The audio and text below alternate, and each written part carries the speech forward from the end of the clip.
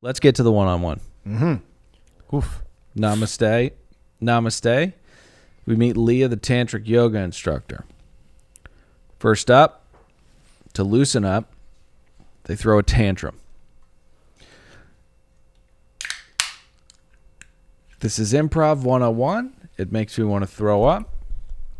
If any woman out there is unfortunate enough to be put in a situation like this with someone they have feelings for, and that person screams the way that Matt did tonight, run away as fast as you can.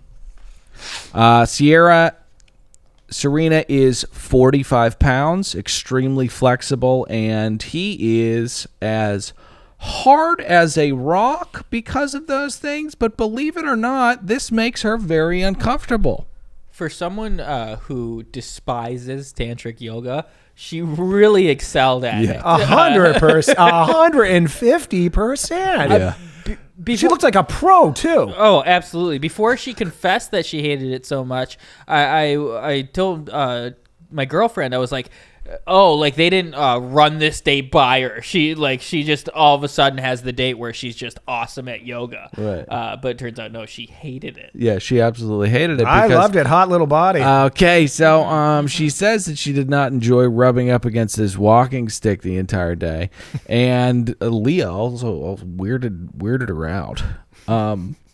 This is fairly awkward after the yoga studio. They handle it okay. They cheers to never doing that again, and she says that she's not quick to lust or love. Oh, she told him she wasn't going to be having sex in any fantasy suite anytime soon. Right. That was the subtext. And that's not going to work out for this Christian. Yeah. That is not going to work out. Oompa loompa, oompa-dee-doo. What's Pat pulling up on his phone? Oh, I was just kind of something that would correspond with what I do if I was in Matt's position. She starts laying this groundwork out for me. This is what would happen to her.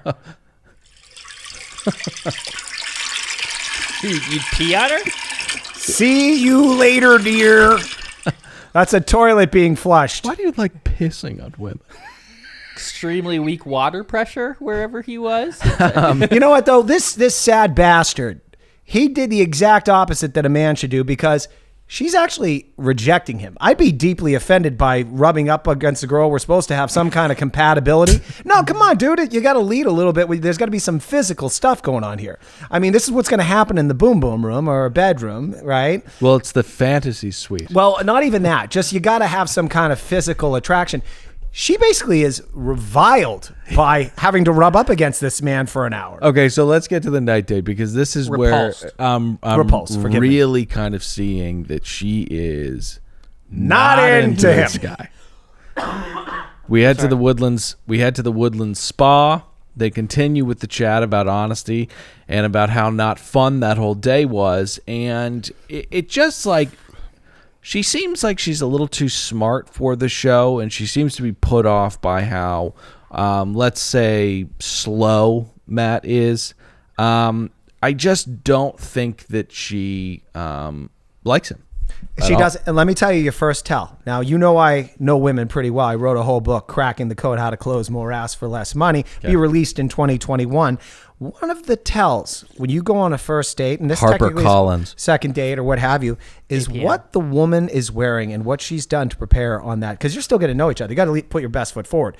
She shows up with a fucking outfit that looks like she either works at the White House or she's got a job interview. That was not sexy at all. And the degaff hair? I wasn't going to say anything about that, but I one time went out with a girl. She made me take her to an expensive restaurant. She showed up with her hair still wet in a ponytail, okay? She was not into me. Yet she got a full Katsuya